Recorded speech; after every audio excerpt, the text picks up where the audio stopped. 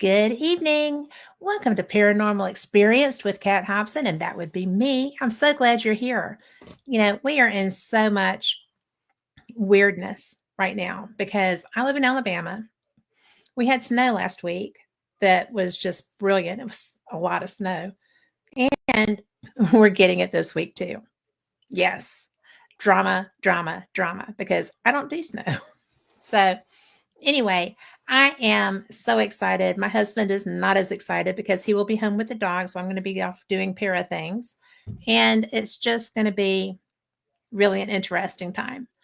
But I am so excited about tonight's show. And I enjoy this man so much. We have never gotten to meet in person yet. That's coming. I know it is. And he is really one of the most gifted people that I've come across. Hello, Lori Dorsey. He is the paranormal medium. He is also a certified death midwife. And we have talked about that before. We've interviewed before. And he's just one of the most brilliant people. He's one of the nicest people. And I can't wait for you to meet him. So let's bring in Christopher Lee Jensen. Hi. Hello. How are you? Fantastic. I'm so Except for this glad. cold weather, I'm over it. I'm totally over it. I'm a beach girl. I am not a snow girl. I moved to Ohio from Milwaukee, so I've always been in cold weather and I hate it. I'm not cut out for it. You know what we always say, right? Delta's ready when you are. Right. As I'm wearing my Scotland shirt, but I go there in the summer. So, but it's really weird because we had inches of snow and that doesn't happen. My dogs thought it Right. was great, but I did not so much.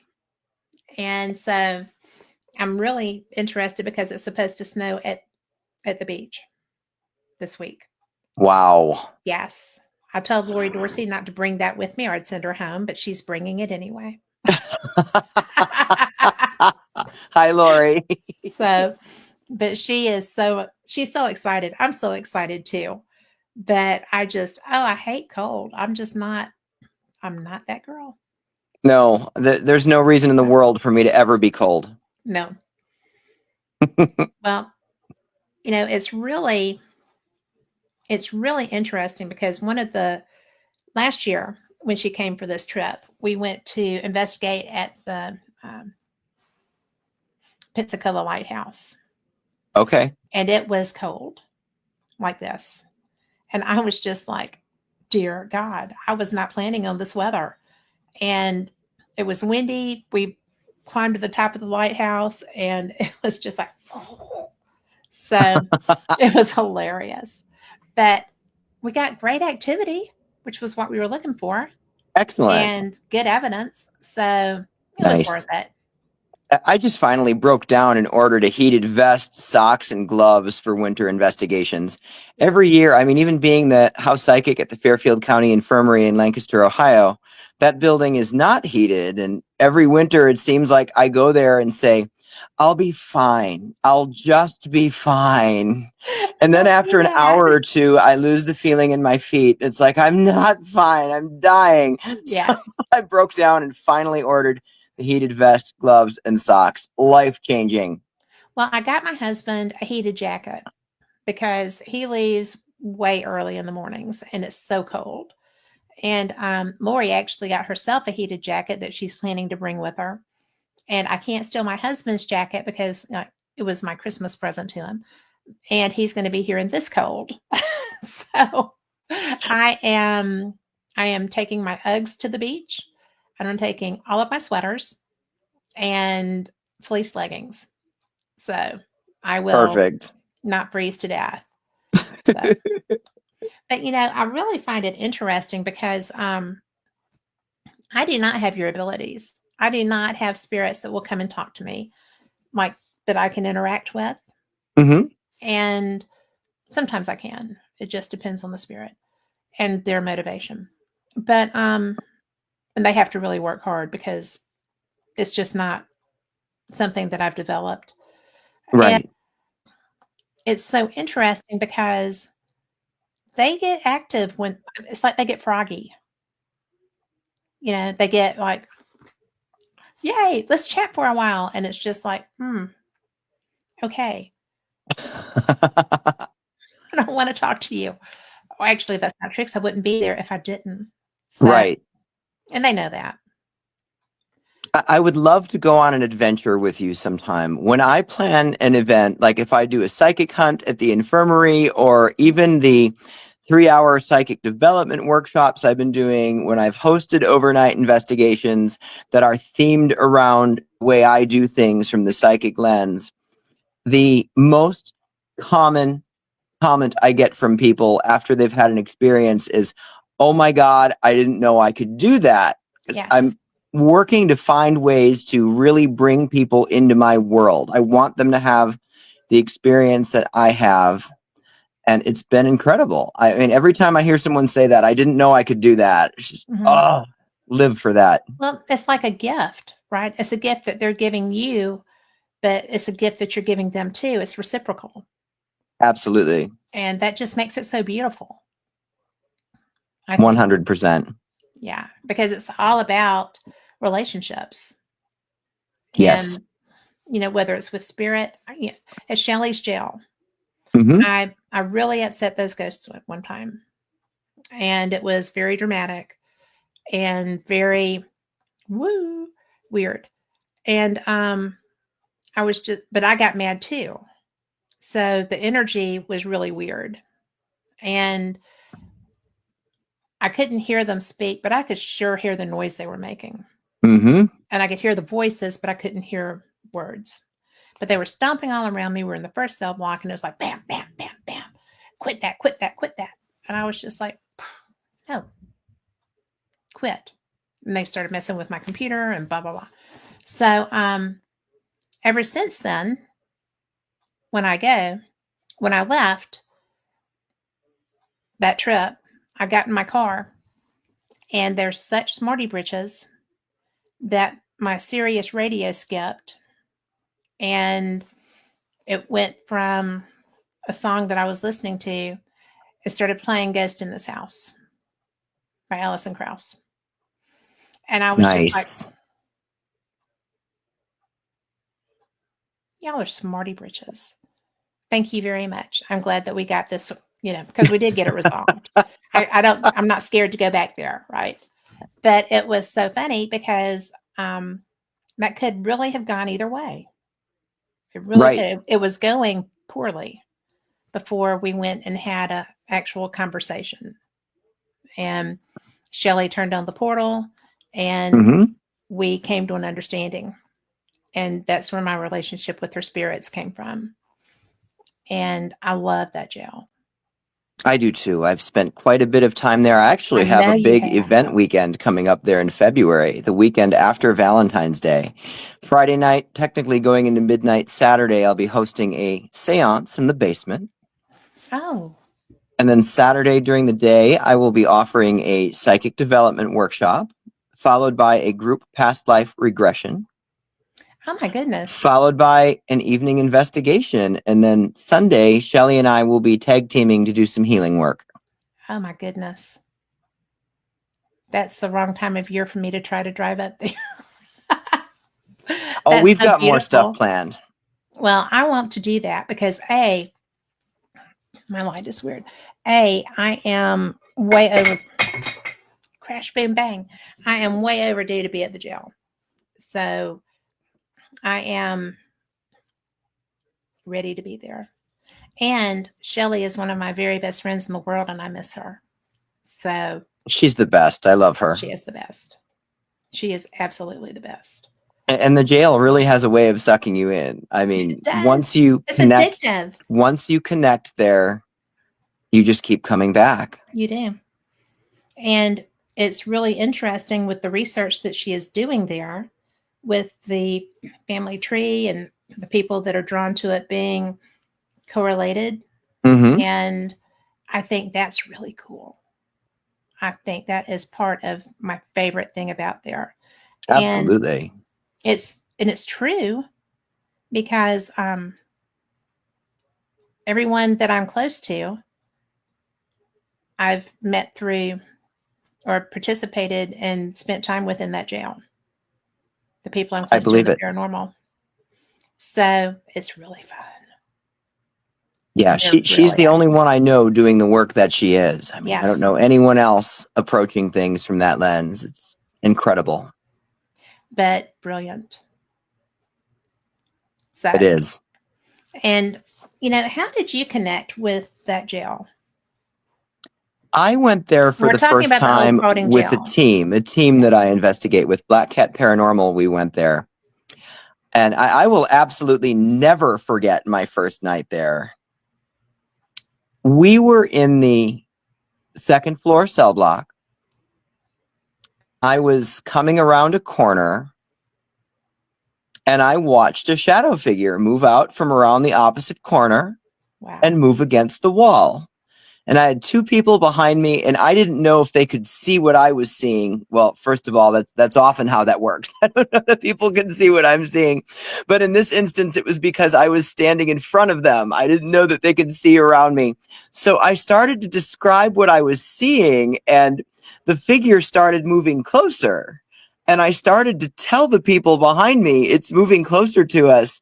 And before I even got that out of my mouth, it lunged sharply and dramatically and quickly forward. And it was enough to make me back out. Like I walked out of Really? that cell block in that moment. I mean, I didn't leave the jail, but I had to Yeah. walk out of there. And that's not like me, but it No. unsettled me. Then in walking out of there, I looked around and realized where I was in the building. I was set up to be sleeping in the infirmary room, which is right outside of that cell Yeah. block, and everybody else was going to be up on the other floor in the suite. I'm looking at that door and I'm like, I don't want to No. sleep on this floor by myself. But it is what it is. So before bed, I ended up going back into the cell block and walking around by myself, took pictures, looked at the pictures, even the ones I took of myself, and I Right. thought, my God, I actually seem to be seeing fear in my eyes, and that's not like me. No. But again, it is what it is. So I did my walk around and went to go lay down. And I remember laying there on the cot for like 30 minutes and just listening to all these noises coming out of the cell block. Yeah. And after about 30 minutes, it sounded like someone walked out and walked into the room. And I didn't see who it was. Often I can see. Right. But in that moment, I decided, all right, that's enough. I'm going to roll over and go to sleep. So after falling asleep, I woke up at 4. I woke up at 5. I woke up at 6. And I woke Oh up my at goodness. 7. And even at 7, I said, nope, my alarm is set for 7:30. I am going back to sleep. So I rolled over on my right side, facing the wall. The noise my cot made when I rolled over, the empty cot then made that same noise. So they were just hanging out with you. Apparently, I had a roommate that night. That is so funny. That really is so funny because when I've been, my only rule is if I'm asleep, I don't care what you do, but don't wake me up. Right. You know, your place. I know I'm a guest. Just don't wake me up. And they did one night. And I was just like, what are you doing? And there were shadows. There were so many. I was in the suite room and there were shadows just going all over. And that was back when they had the air mattresses and stuff. I mean, it's Right. been a long time ago. And I was just kind of like, really? No. I'm tired. And it was it's always dramatic when they decide that they want to play. Oh, And definitely. Normally nothing wakes me up. I can go out in the middle of a sentence. oh, I can I do have that. Yeah. fallen asleep sitting up in solitary confinement at OSR. I've fallen asleep on the stage at the Collingwood Arts Center in Toledo. The room with the chair at OSR, where they say Mhm. if you can go in and sit in the chair and see how long you can make it. I fell asleep in the chair. I woke up like on the floor because I was falling out of the chair Oh my after I gosh, fell asleep. Christopher. The stage at Collingwood Art Center. Here's a good one. So I took one of my world famous 15-minute power naps. I mean, I will announce I am taking a 15-minute power nap, and I lay down, I'm out. 15 minutes later, I'm up, ready to Right. go. I just wake myself up. So that particular nap, they had equipment around me on the stage, and it was going off the entire time I was sleeping. Everything was just going crazy, and I slept through it. So the next time I went to Collingwood, we decided to do an experiment. I went to take my 15-minute power nap on the stage again. They set up equipment around me, and someone even got their pendulum involved. And as I was sleeping, they were talking to me and saying, "Can you set this off? Can you make this do this? Can you do this with the pendulum?" And it was all happening. So either I was up and moving around in my sleep, or there was a spirit that was having a lot of fun. Either way would be good. Oh, totally. So that's a good time. You know, I really think that the energy that you bring, I mean, I'm sick. My energy is not perfect today, but the energy that you bring, I just love it. It plays well with mine, and Mm-hmm. I think that's a good time. Yes. And so it's really, I mean, we've never met, and yet I Mm-mm. feel like we have. You know, it's a really nice connection, I and agree. it's fun. And I would I would love to come do your psychic development workshop. So It'll happen. I've got it will. so many things scheduled this year. Something will line up, or if it doesn't, I'll schedule something that will line up. Okay, we will make it work Absolutely. because I I don't do the work that I should be doing right now Mm-hmm. because life has gotten in the way a little bit. But it's really something that as I came through adolescence, which happens with women a lot, yeah, the gifts were like, "Ah." And Right. then as raising families and growing older and doing stuff, you know, it felt like they just kind of slacked. And then menopause hit. And it was just like, oh, look, lit up again. And it's so much fun, but I'm not really doing very much with it right now. Right. And because one of the things we're going to talk about later is, you know, your death midwifing. Mm-hmm. And since the last time we spoke, both of my parents have passed, and I was there with both of them when that happened.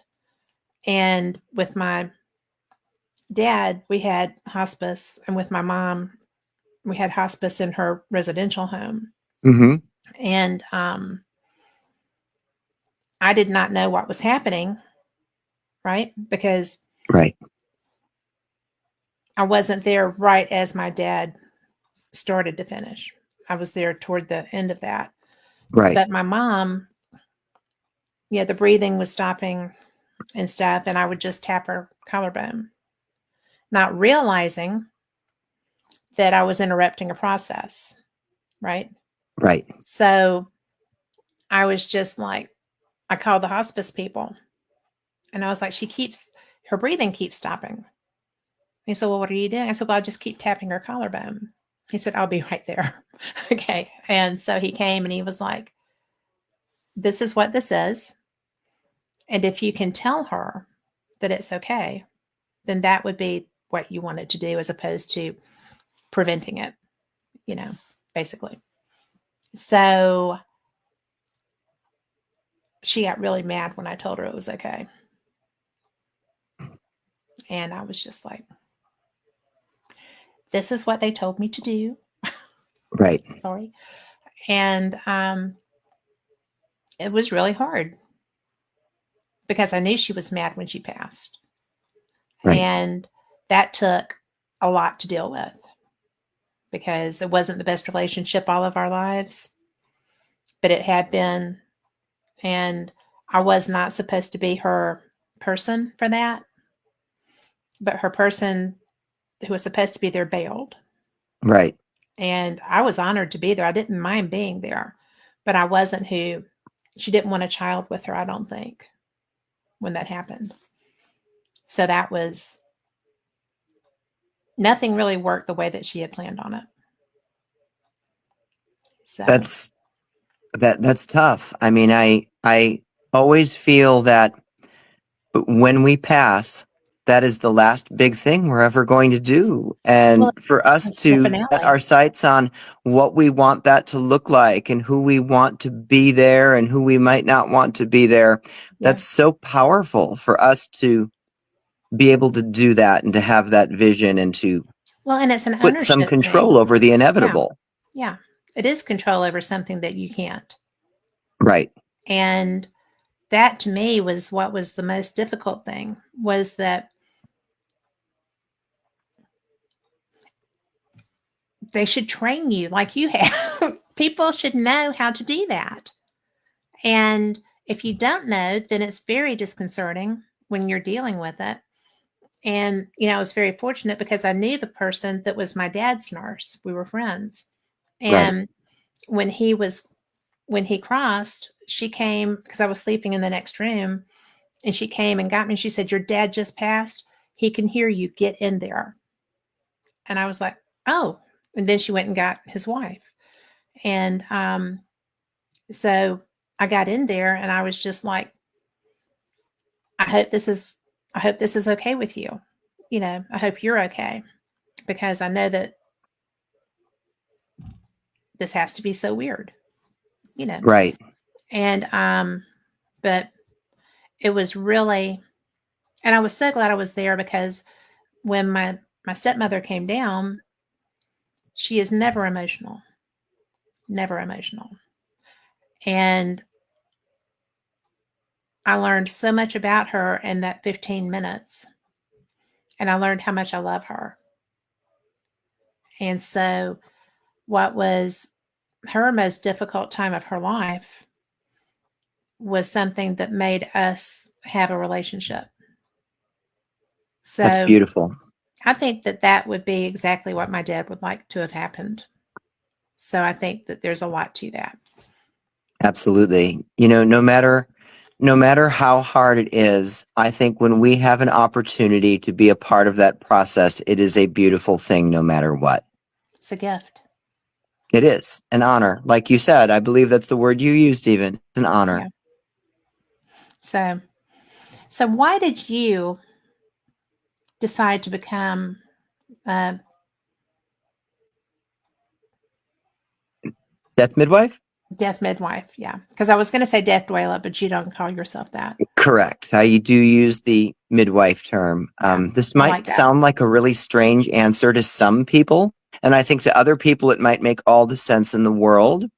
But my mindset going in was, if people can come to me in spirit after they've passed away, just why can't I start this relationship with them before they pass away Yes. and be a part of that process? And then that door is already open. That's a great point. So that was the mindset I went in with. That's what opened the door for me, thinking that if they can come to me and speak with me afterward, maybe some of them really need that relationship beforehand. I think that that's probably very true because if they have the relationship already built with you, then that's going to help to alleviate the fear that is a common. I don't care who you are, the fear is going to be there Right. unless it's been a long time coming, and then I think there still is. But so they already have a comfort zone once they pass, right? Right. You provide And that I do buffer. agree with you about the fear always being there because it's an unknown. Yeah, I mean, it's something we only get to do once in each lifetime. I mean, I very much do believe in past lives, but yeah. for the most part, that's something we only get to do once. And because it's an unknown, there's almost always going to be fear attached to that. Well, sure. I mean, the first time we get in the pool, there's a fear of the unknown. I mean, it's not just woo stuff, right? Right. It's anything unusual. First time, am I going to get this right? that would be what I would. Am I going to die right? But it's just so, and it's so personal. And hi, April. But it's Personal just, is a great word for it. That's yeah, so true. you know, with all the shows that we have and all the death mayhem and marauding that we're exposed to through entertainment, through real life, because life's weird. You know, um, there's always unease of some type that people Right, experience, and I've got to think that this would be the biggie. right. So, And anyway, I think so much of it too comes from this mindset that, well, no, the kids can't go to the funeral. They're too young for that. yeah, no, So all these years go by and we're not being exposed to death in the right way. yeah, and it's so cliche, but it's just so part of life. I mean, that is part of our existence. We're here. We do our thing. We love, we laugh, we regret, we woo, we everything. And then when your time is up, it's on to the next. Right. What happens when they go? To them? Hmm. Well, to me, they Is that either, okay to ask you that? yeah, of Okay, course. You're talking after, right? Like after the I heart am. has stopped. After the heart is stopped, after they have realized their transition and experienced it. As someone who very much believes in reincarnation and past Hmm. lives, I think that some of us stick around, and those are the spirits that we connect with when we go and investigate. Those are the Right. loved ones that come to us, whether it's in dreams, in person, or through signs. I think some of us, our journey is just done. We've cycled around, we've done our Yeah. work, and that might be it. Our energy's put to rest. And other We've times we completed the do get to make it process. back around again and reincarnate. So I think there's some options there. I don't know how much say we have over it, That's but what I was going to ask you. Is it I really guess an it's not really option? over until it's over. If there's work to be done, well, we're coming back until that work is done. I know some people, including myself, that are probably pretty tired of the cycles. I mean, you know, it's just, but then again, if you lose the opportunity to play, maybe, and why not come back if you still have things to do or want Right. to do? Is it a want process? I mean, can you opt in or opt out, or do you just, in your opinion, or is it something that you're going to not really have a say in? You're just going to keep cycling until you're done. I feel like you keep cycling till you're done. What constitutes done?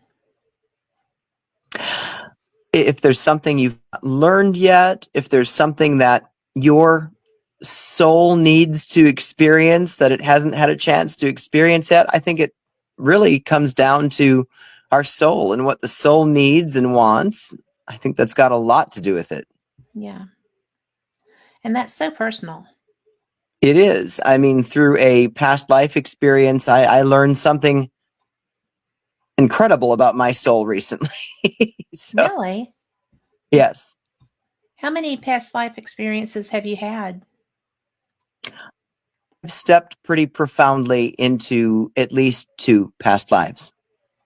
And I'm working through uncovering bits and pieces of them as we speak. One of them more intently than the other right now, as I was very unexpectedly thrust into that this past October. Oh, okay. How disconcerting was that? It's still a little disconcerting, actually. I'm still trying to figure this one out. I suppose I should share this story now that I've gone there. Well, I'm down for it. All right. If it's okay with So, you, I don't want to push. no, it's okay. Some details I'll hang on to for now, but I'll put the rest of this out there. Okay. So this past October, I was out at the Covered Bridge Festival in Rockville, Indiana. doing readings at the Indiana State Sanatorium during Covered Bridge. Oh, I want to go there. I haven't been there yet. It's an incredible place, one of my favorite places. But right out there with the Indiana State Sanatorium is Billy Creek Village. And I'm sure you've heard about Billy Creek. I have. For anybody that doesn't know, it's a collection of historic buildings from around Indiana that were set for demolition. And instead of demolishing them, they moved them all and set them up in a village-style setting. So there's a Baptist church, a Catholic church, a general store, a doctor's office, and, well, to me, most importantly, the Civil War house. Yeah. Because that's what started my journey in October. Okay.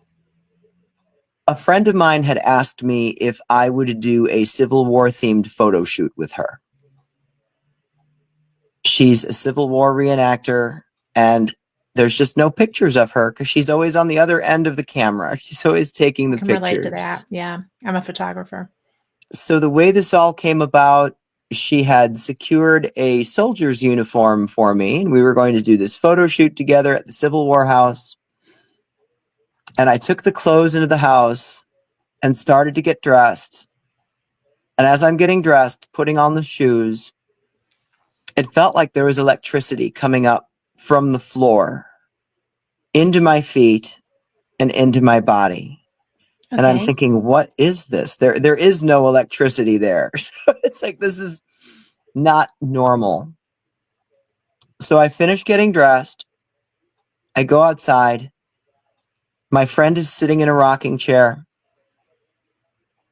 And I look at her sitting there and I think, that's not her. Like, I am looking at a different woman right now.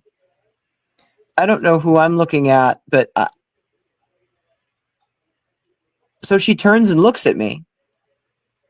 And she immediately gets up and walks away, disappears around the side of the house, gone, leaving me standing there in these clothes. Oh my goodness.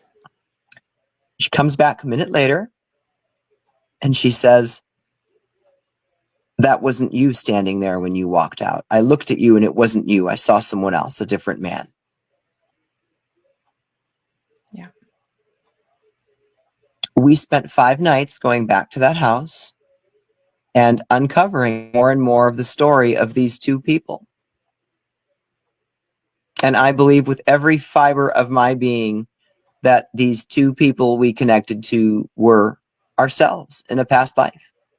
Oh, that's so cool. And what we uncovered was an absolutely epic love story between these two people.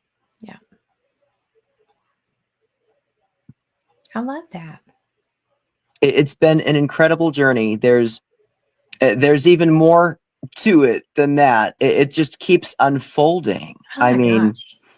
When this 5 nights at the Civil War house wrapped up, I had to leave there actually to go to the jail, to Shelley's jail, because we had a 2-day psychic fair. During this whole experience at the Civil War house, I was eating with my left hand, writing with my left hand. I'm not left-handed. I sounded different. I was sitting different, standing differently.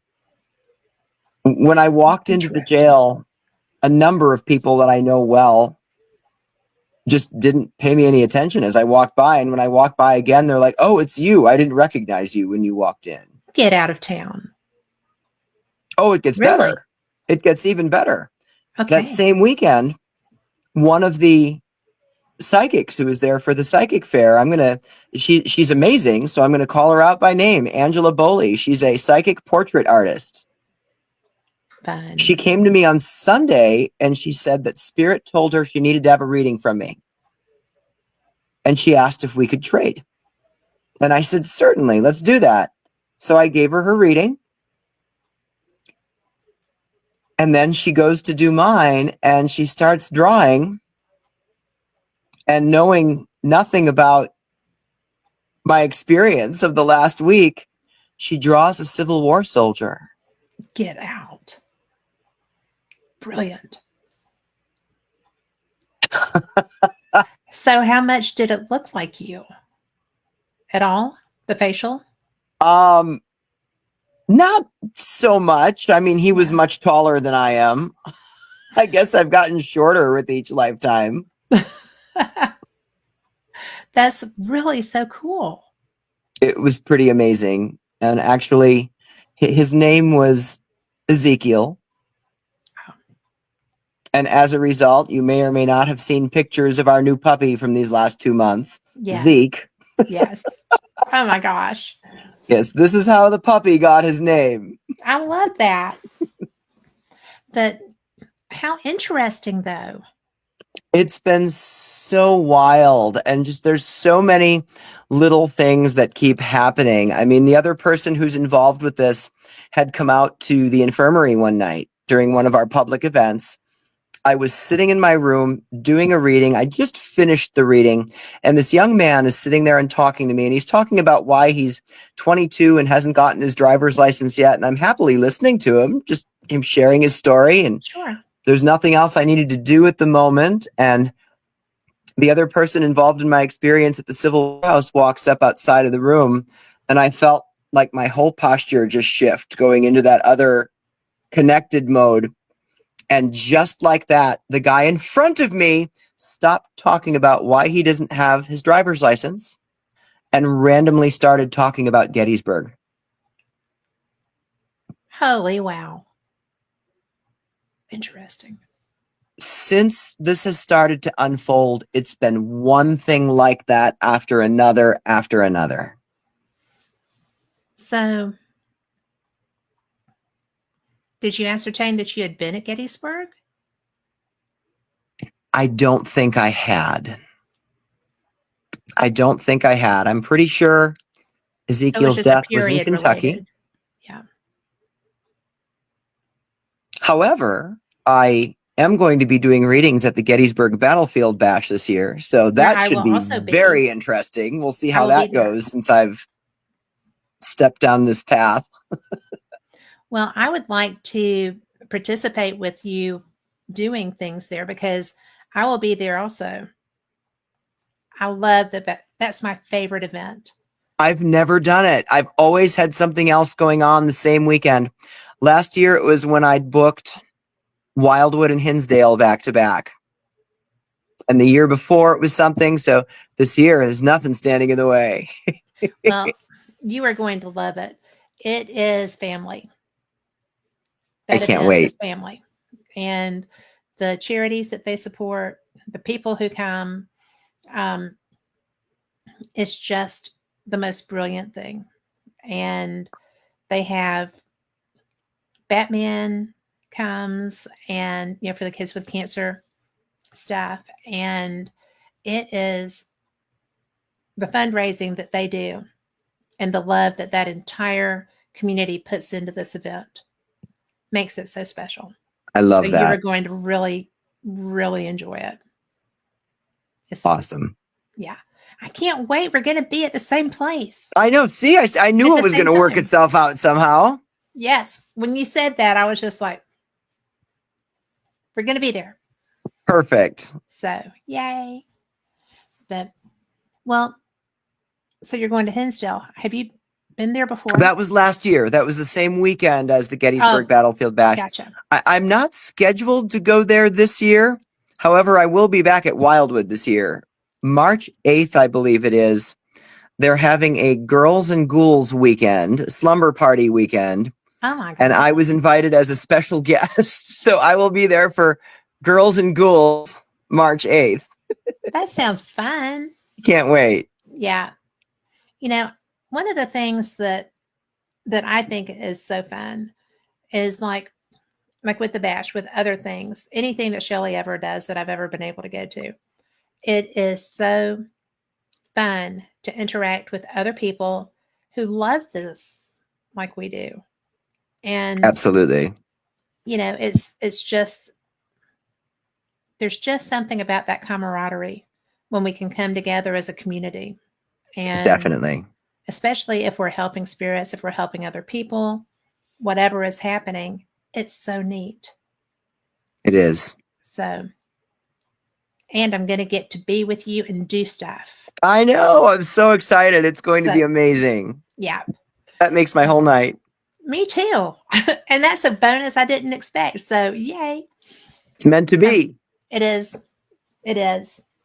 But what are you what are you going to do when you get to Gettysburg relevant to finding this other past life? Well, I did sign up as a vendor to do readings, so I will be doing readings the whole event. Okay. But I booked a spot for myself at the Tilly Pierce house, so I'm looking forward to staying somewhere haunted. I can't give myself a break. I can't just stay at like the Days Inn or something. Good Yeah. night's sleep. I've got to be in a place that's haunted. Well, there is a really great restaurant that I found there, and it's very active. And I was not expecting to have experiences there, Oh, I but love that. I'll have to check yeah, that out. it's well, maybe we can break bread together there because I'd I love would like that. to see your read on that too. But it was really yummy on top of being really historic. I think it's called the Dobbs House, and it was lush. Oh, I love it. Yeah. Good food and spirits are two of my favorite things. Like that Vincent Price meme, how they get me to go places. There'll be food and drink and ghosts. It's like, Yes, I'm in. I am always in for that. So I think that your energy is, and I mean, I know I keep talking about your energy, but it really is so clean and good, and not somebody I would mind being with in a situation that might push my comfort zone a little. And I think that's why probably your psychic development stuff works so well. I do like to push people a little bit, but I'll only do it when I know it's safe for them, for the spirits, for everybody. Well, sure. Otherwise, you wouldn't get much repeat business. Right. So, Right. And I mean, I but the want referrals everybody that help. works with me to have a wonderful experience. Well, I mean, that's why people would do that, right? Right. A, I would have no problem trusting you.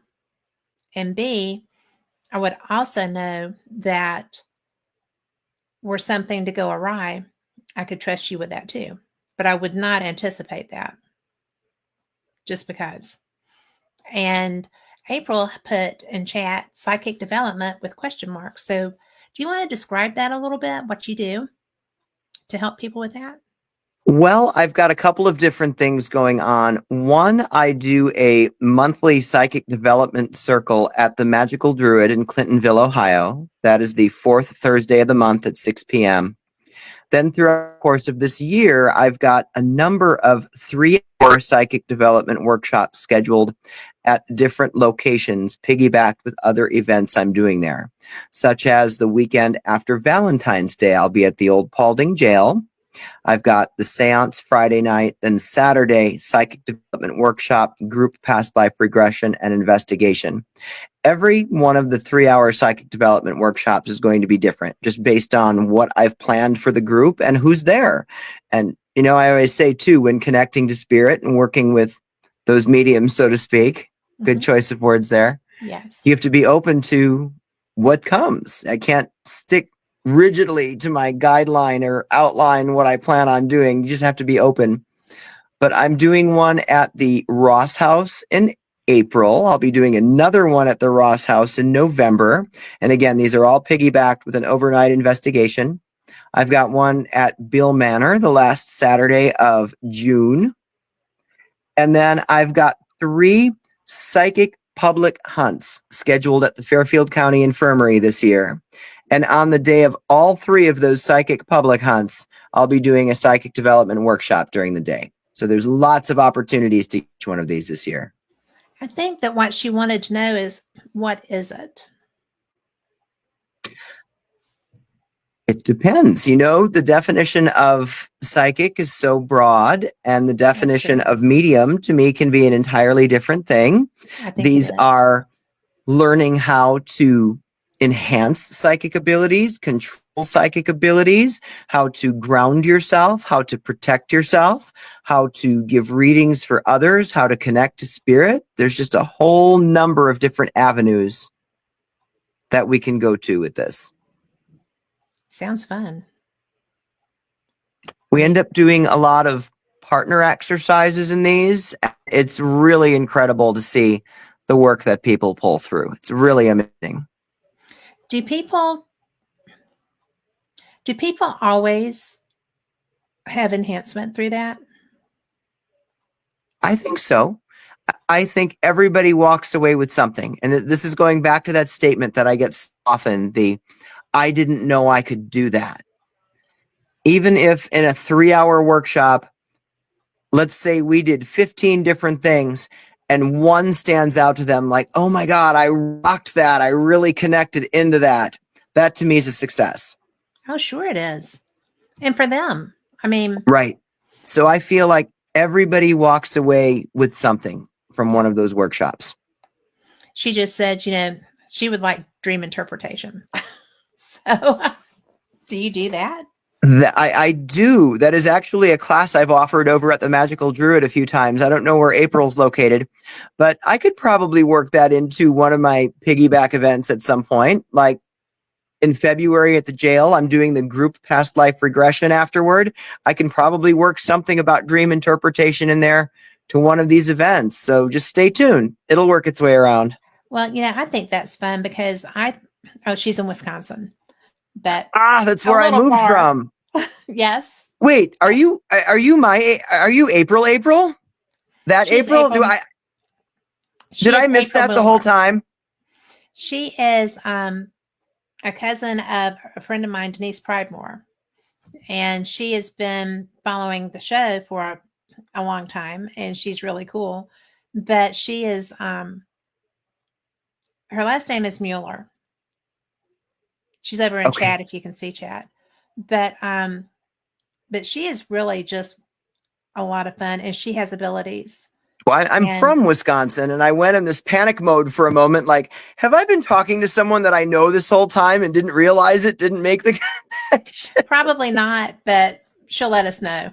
So, but the dream interpretation, I have a lot of friends that do that, and I used to have such lucid dreams, and I guess about 5 years or so ago, they just stopped as far as recall. And I'm just kind of like, but they're useful because they're warning mechanisms for one thing, and they're, because the deja vu comes into play. I completely 100% trust that because I recognize scenarios, and I have always done that. And so now that's not as strong as it was. And that I miss because I don't know why it's not. Do we kind of evolve away from things like that? Or what would cause that, do you think? I don't know that I would say we evolve away from it, but sometimes we do come to a place in our lives where just maybe mentally, emotionally, or spiritually, we need to be focused on other things. And that's not coming through as strongly at the time because our attention and our energy is needed elsewhere. Well, like I said, I really missed that because it was a lot of protection. So maybe I don't need the protection as much anymore. And maybe in some ways you've just mastered that where you don't need to connect that way anymore for protection. Maybe. And I mean, mastered isn't a word I use lightly. I mean, I don't even use that word with myself. I'm always looking to get better and to grow and to learn, but maybe you're at a point now where your energy just can be directed elsewhere. I'll take that. I will take that because, I really miss that though. I miss the recall because there's almost no recall of them. And I would get messages, I would get communication, I would get, experiences. And again, the deja vu.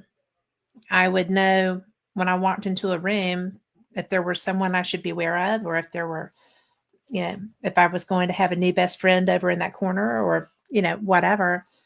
And that was fun.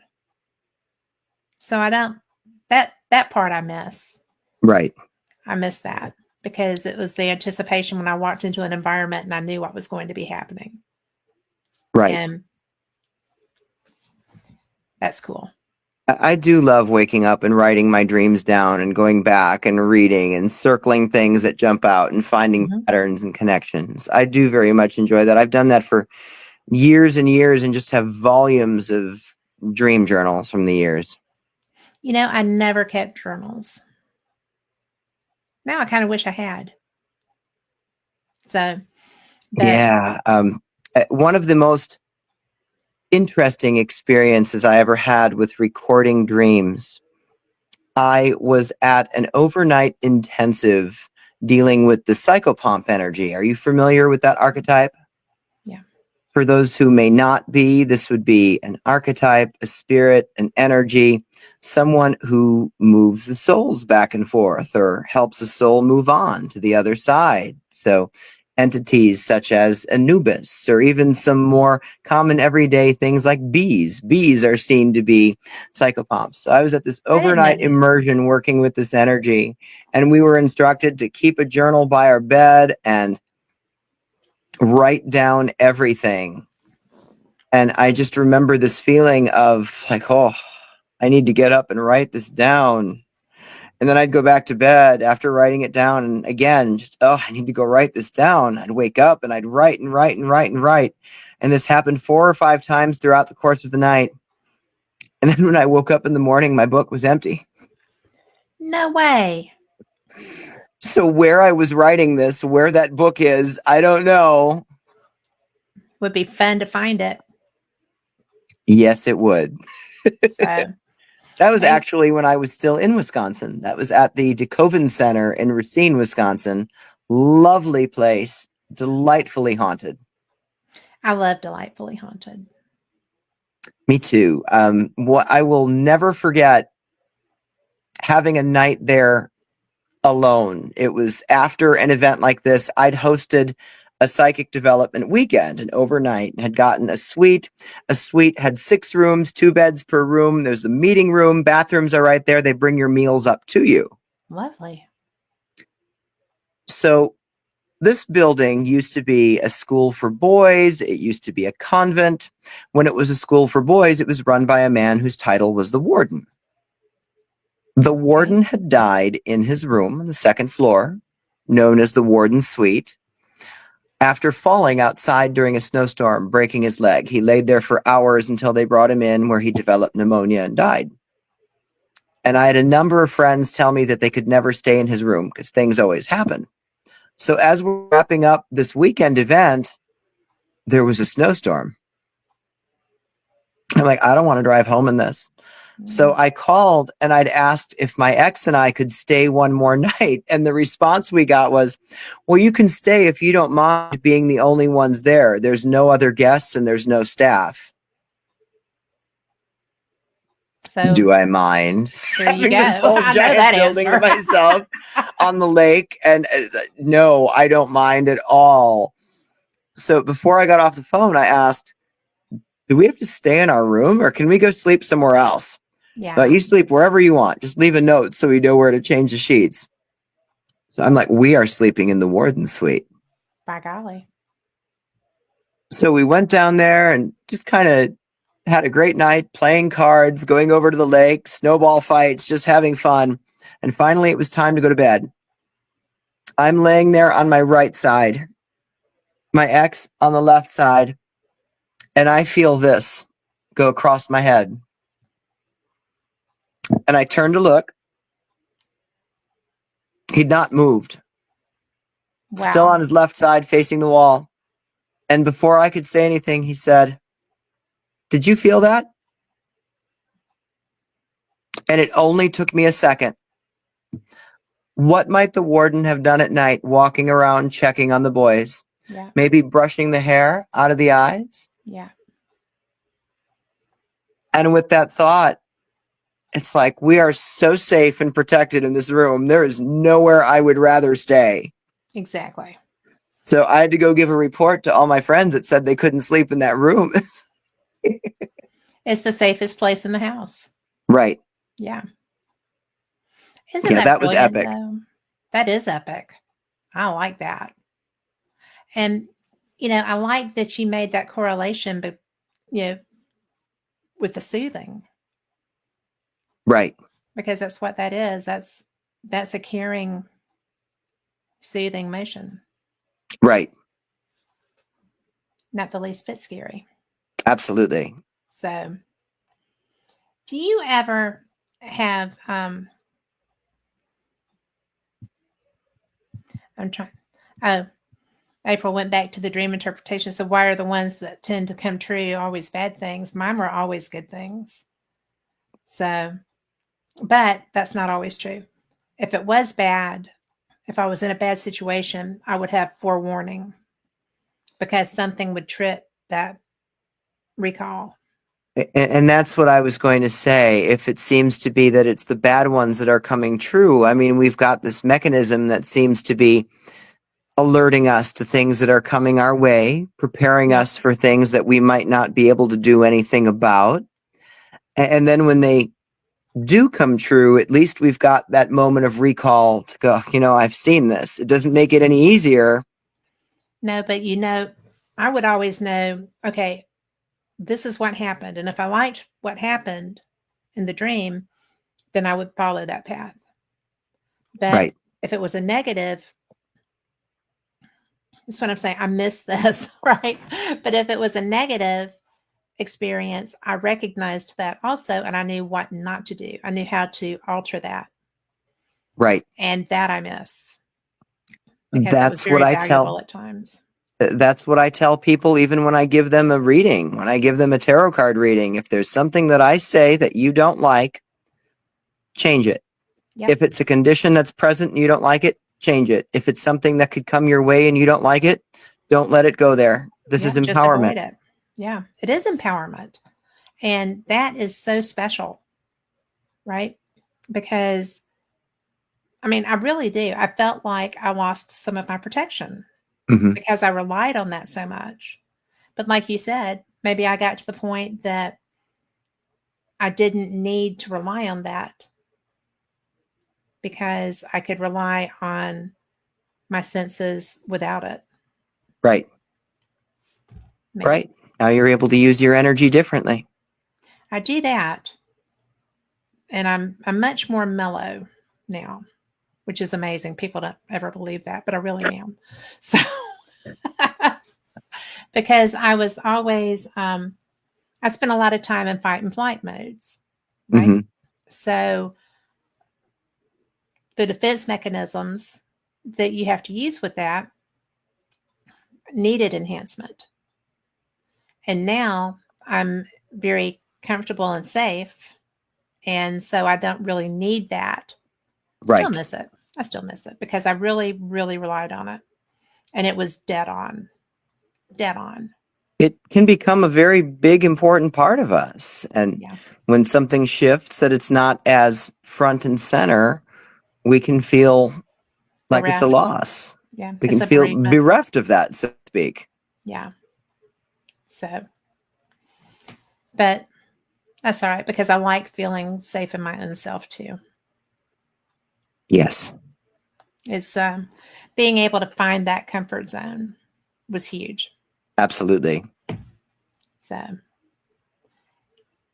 but I still miss it. I I guess understand. well, because it's like such a component of you, or for me, it was. I get it. It's like if one day I woke up and just wasn't able to connect to spirit the way I do. I Yes, don't know. I don't know what I'd do. I'd be that's what it lost. is. I'd be sad. I'd probably be angry. Well, I wasn't angry. I was concerned, but Right. it was. That was my superpower, as it were. Right. It was my protection, and at a time when I really needed protection. So it was um, it was a vulnerability I hate feeling vulnerable. Right. And so that was my struggle.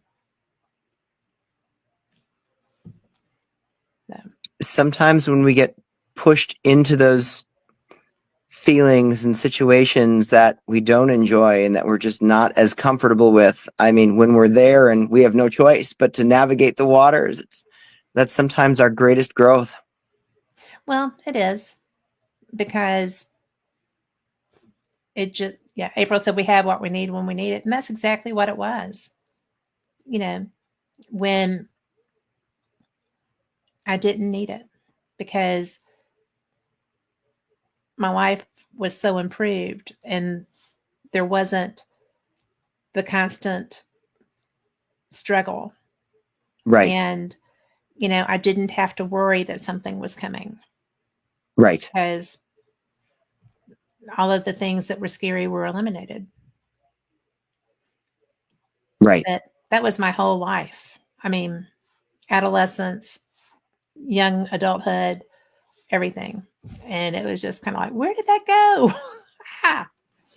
So, but I do find it reassuring that you feel like that I'm glad. because it helped me to analyze why it was gone. Good. Thank you. You're welcome. That's what I try to do for people. Well, I think that one of my favorite things with all of this is knowing the energy that you bring to things. You're so positive, and I love that you use this for good because you've got a lot of stuff. And if you went the other way, that would really be a show. So Right. I'm glad Right. that you are the man that you are. Thank So you. do you have, I'm all tangled up all of a sudden. Do you have things happen that um are like physical manifestations that react, or do you control well enough that that doesn't happen? I usually control it pretty well. I mean, I would say the closest is when I walk into a situation and just break down and cry uncontrollably, and it's got nothing to do with me. It's not my sadness, it's Right. not my situation, but I'm feeling it so deeply. And interestingly enough, I don't always do that in the empathic sense with the living.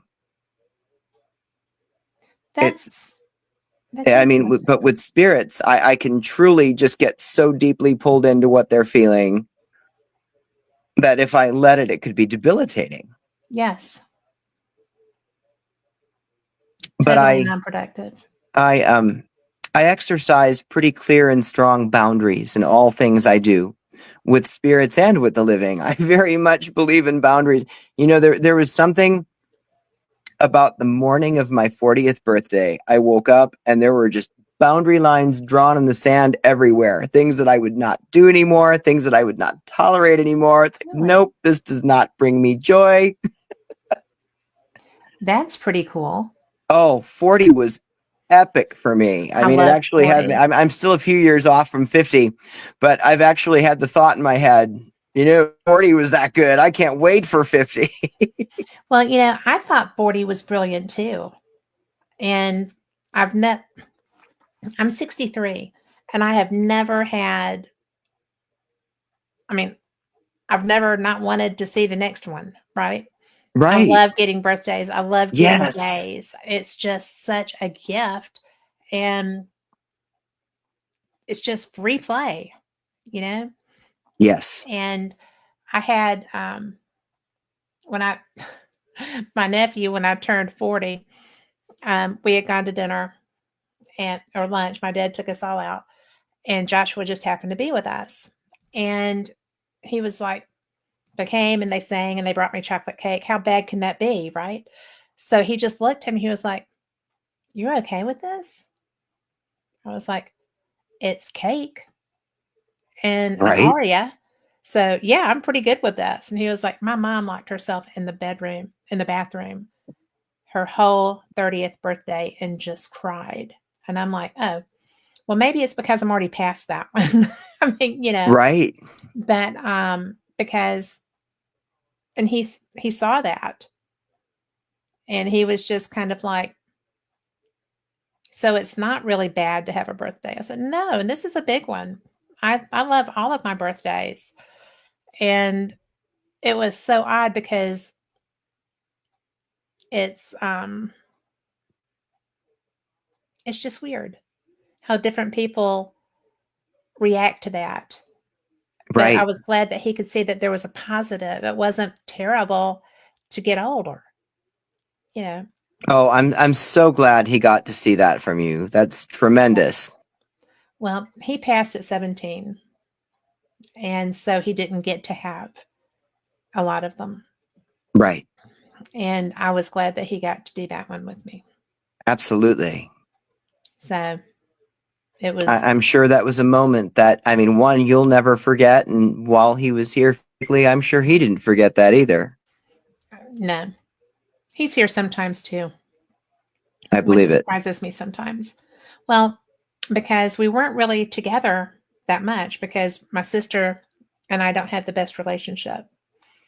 And so we didn't get to spend a lot of time together. But we liked each other. Right. And he was just, and that was my dad. My dad put him together with my kids and, helped build those relationships and stuff. And but so he was a nice kid Mm-hmm. and issues, but who doesn't have them. Right. And so when it's another one of those things, right? Because I was involved in the events immediately after his death because it was just horrible. Um, and my sister needed somebody to intercede for her Right. because she was out of control, but who wouldn't be? And it was Right. sudden and it was an accident. And so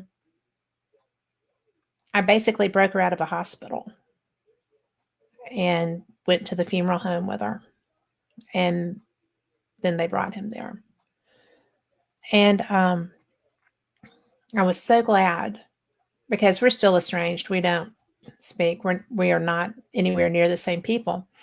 But it was such a beautiful thing to be able to be there for her in that, you know. Absolutely. And you're this is not anything like me interviewing you. The conversation's okay, right? but Yes, it's absolutely. I'm but you more know, than okay with this. but don't you find it strange that I've been there with people who died that I wasn't supposed to be, but like when my grandparents died, I was in Atlanta having a bad life at the time and I wasn't here. So don't you I mean, does life just play like that? It does. And I mean, sometimes we can only do what we can do to see what's coming our way. And other times we just have no idea what's coming our way. And we find ourselves in these situations that were unexpected. But I really do believe that there's a reason for everything. And I know that can sound very cliche, but Well, cliches are the there way for a I dive reason. into my own spirituality and the way I dive into connecting in each location I visit, I really do believe there's a reason for everything. There's no such thing as coincidence. It's just Well, it's weird. I mean, you know, it just blows me away because it's like all these people have made these plans, right? Da, da, da. And then they just get blown out of the water and ta-da. It's very strange to me. right. So, and it's not something I would ever have thought I could handle either. So maybe that's what my lesson was from that. We do have the ability to surprise ourselves over and over again, for sure. Well, I think it's spirit that was surprising me. don't think it, I mean, you know, because I didn't create that. I didn't manifest that because I had no idea they were coming. And Right. But you navigated it. well, I did navigate it because what are you going to do? You have to, you know. Yeah, yes. Well, maybe you don't But have still to, but if you choose to, not everybody would, whether they have to or not. Not everybody would. well, I'm glad I could. I am too. So you are very fun to talk to. Of Thank you. course, I already knew that, but thank you for listening and explaining some of that. Absolutely. So, and April said that she had a life scare last night. So I'm glad that she's okay. So she's going to be having Definitely. checkups to fix that. But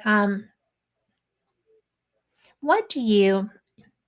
Is it okay if I go back to talking about you now? So, You may talk about whatever you'd like, but so yes, that's fine. okay. But when when did you know that you had these abilities? How old were you? It started when I was 10, and I started having dreams of people passing away, and then within 3 days, they were gone. And the first one was really shocking, as it was a young person. I mean, 42. That's my age. That's young. That's You very shouldn't be young. thinking Yeah. about passing away at 42. There was no reason in the world for me to be thinking about this person dying. I mean, she was healthy. I was 10 years old, and within 3 days, she was gone. Wow. Was she a relation? She was a dear friend of my family's. I looked at her like she was an aunt. I called her aunt. So, not by blood, but yes, she was family. What did you do with that at 10? I didn't think much of it at first until her funeral came around, and I remember her coming to me there. It's like I was seeing her in the casket and seeing her standing there next to me, and she was talking to me. And to this day, I couldn't tell you what she said. I don't remember, but I know that she was there. That was the first time I recall seeing spirit. And I mean, coincidentally, 10 was also the age when I got my first deck of tarot cards. Oh, really? Mhm. Did you live I in a just, family that practiced those things? no, not at all. No one. But at 10, that is absolutely what I needed to do with birthday money from grandma and grandpa. Absolutely. Absolutely. I actually got a pair of a set of cards not too long ago just Excellent. because I felt like I needed to. Ironically, the first person who passed away after I'd had the dream of them passing, the 42-year-old friend of our family, she was also the person who gifted me my first Ouija board. So she must have known something. She was just going to go ahead and get you started. The starter kit, as it were. Right, right. But, Little did when, she know I'd end up surrounded by like 40 Ouija boards at some point. Oh, it's, I just got a new one. So excited. what does it look like? Oh my God. All right. I'm going to move you here. You have to see this. Okay. I'm going to tell you the story about this too. Okay. So, a client of mine who takes yoga with me had asked me if I wanted her mother's old Ouija board. And I'm picturing just your standard everyday board. And I'm like, oh, I've got 5 of those, but I'm like, Right. sure, I'll take it. Sure. So I went to pick it up from her. And when she handed it to me, I almost died.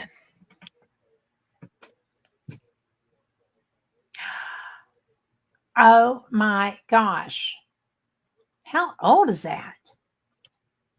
It's around 80 years old. It's beautiful and it's freaking huge. I almost fainted when she handed No it to me. doubt. It's brilliant.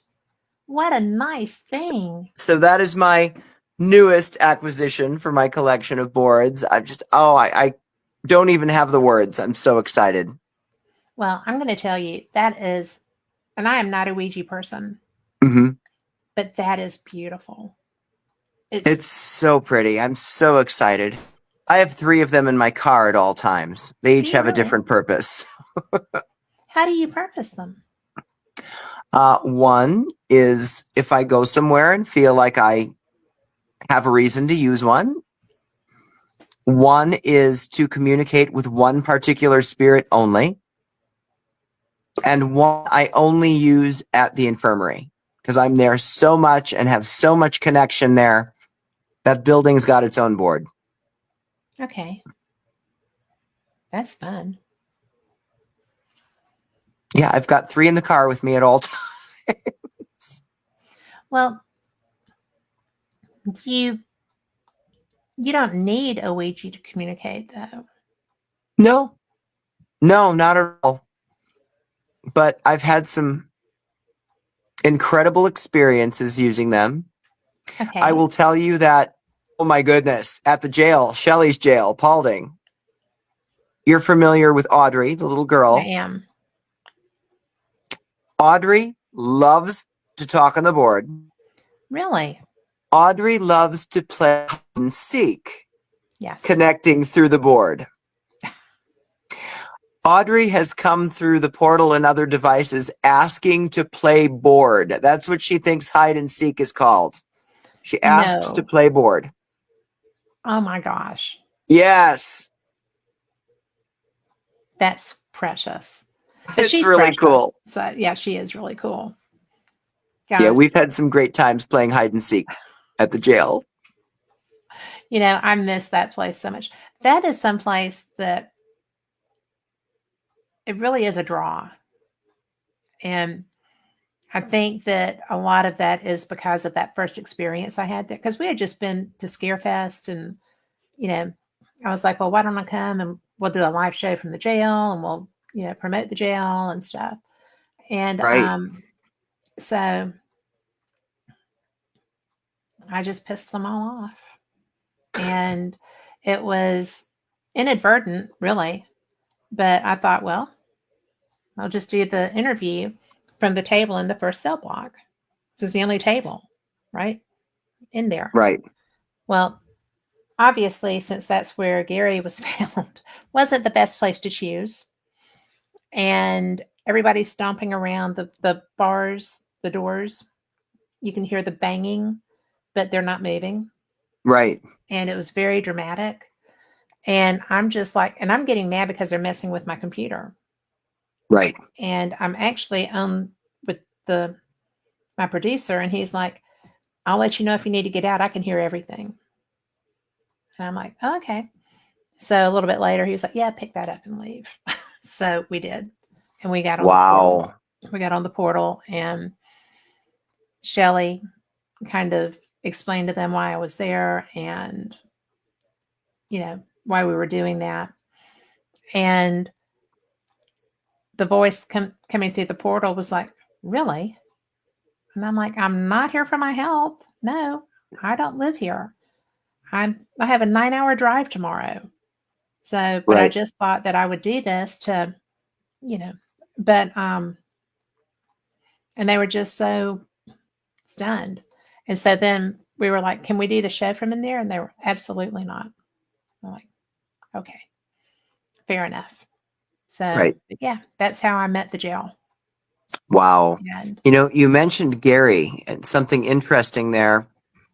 When I was leaving the Covered Bridge Festival to go out to the psychic fair at Paulding, I had a friend who kept telling me, no, you can't leave. She just did not want me to leave. Well, I don't know if it was her not wanting me to leave, if it was the spirits from the Civil War house not wanting me to leave, or the right, spirits of the Indiana State Sanatorium not wanting me to leave. But my car wouldn't start when I had to leave. And I've had no trouble with the battery of that car. The car is not that old. that's funny. So I had to get a jump, and I immediately drove it all the way to Paulding to an auto parts shop just down the street from the jail. I go in, buy the battery, bring it up to the front of the store so they can change it, or drive my car up in front so they can change the battery. And the guy who's changing my battery just randomly looks at me and says, "Are you going to the jail?" That's fun. And I thought, well, that's random. Like, maybe it's the Ouija board on the front bumper of my car. Maybe that's what That gives it could away. be. That could be. So I said to him, yes, that's where I'm headed. And he said, "Do you know Gary?" And I said, well, I know his story. I didn't necessarily get into, I've connected to him and have communicated with him. And after I said, yes, I know his story, he's like, "Oh, well, my dad was incarcerated with Gary," and starts telling me this whole story. It's like, whoa, Whoa. How fun is that? that was amazing. And so random. Did So Shelley know random. about him? His dad told him all about it. I wonder if Shelley knew that he had that history.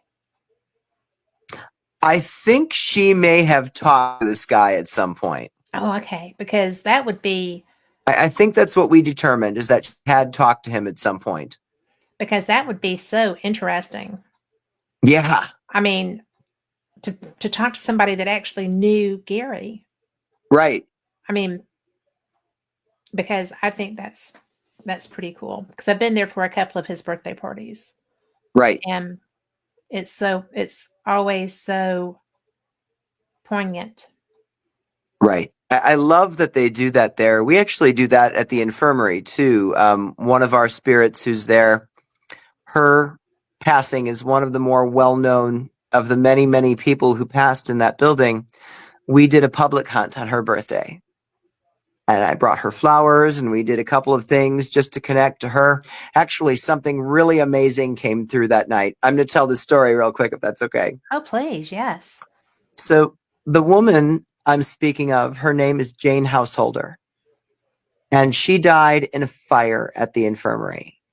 It said that she was cold and she'd wanted to build a bigger fire, and they told her no, and she went and did it anyway, and coals bounced back, and her dress started on fire. She ran across, burned up, and died hours later. Oh, no.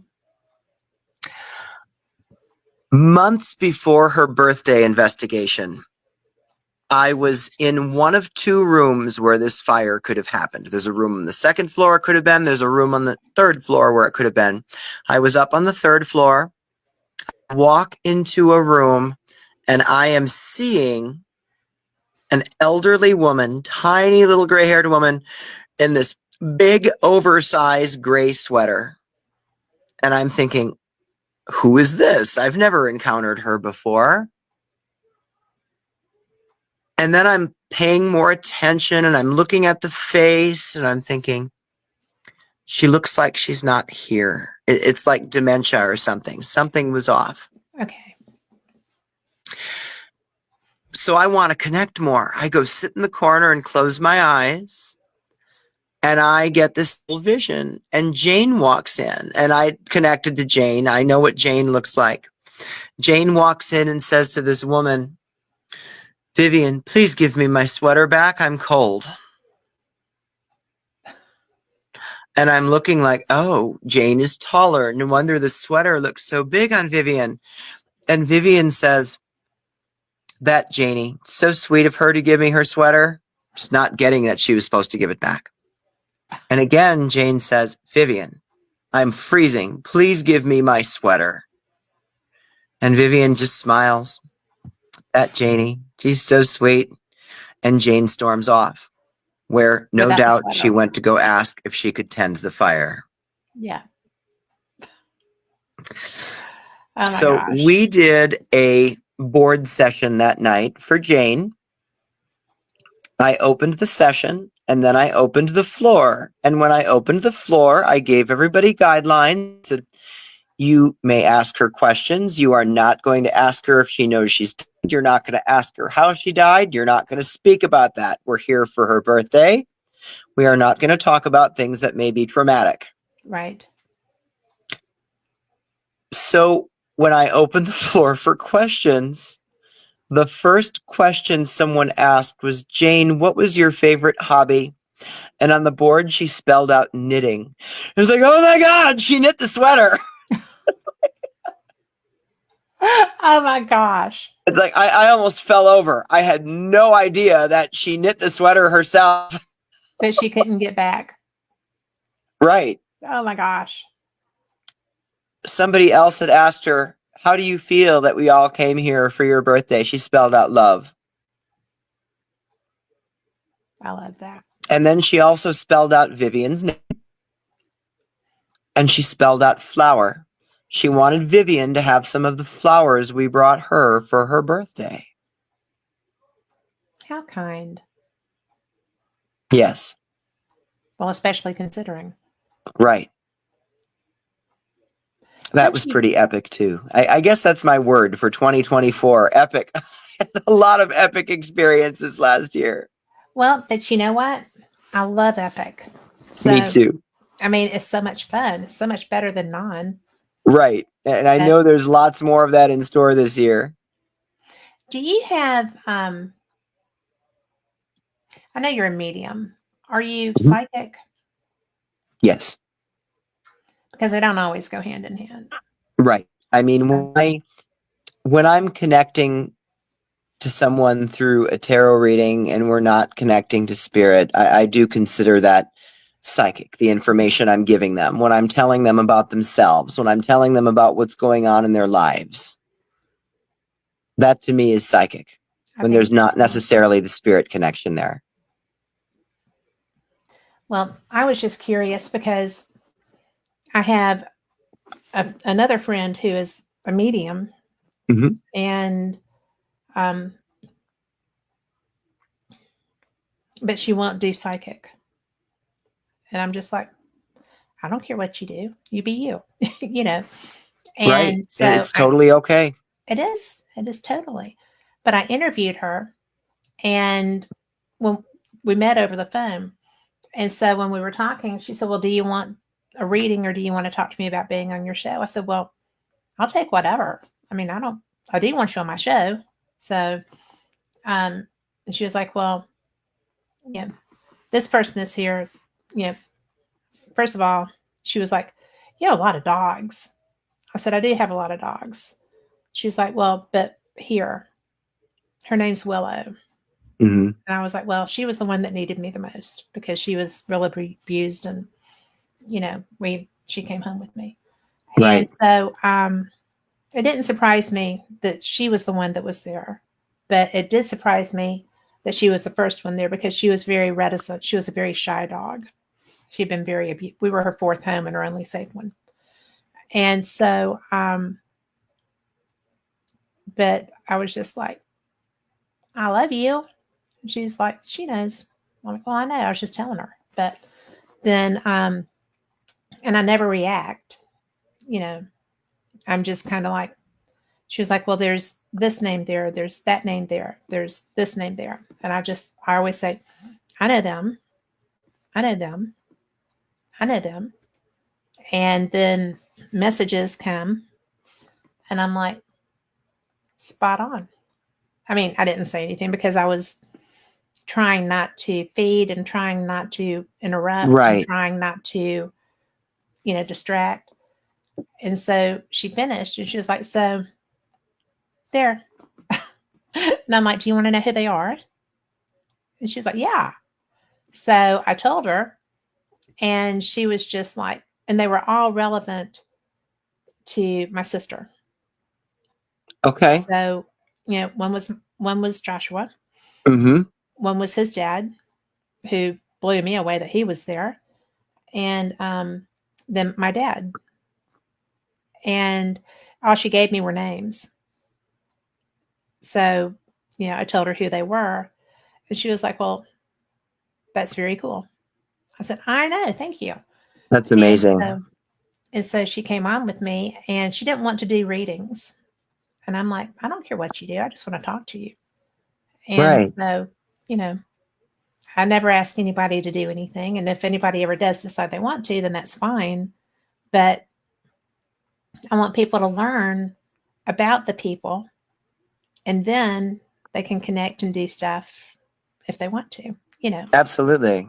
But it's just really fun because she was very reticent, very shy. And I'm like, you just do you, boo. We're fine. I don't care what you do. Absolutely. And so it was the best time because she was just like, well, I don't know. I said, nobody's gonna nobody's gonna judge you. Nobody's gonna say anything. Nobody's going to be weird. Yeah, just have fun. Come talk to me. So Right. that's what we did. And that kind of helped her break out of her shell a little bit. Oh, that's amazing. So, but I love people that are like y'all who spirit trusts to come to you like that because it is a trust factor. It is. And, I've had this conversation with other people too.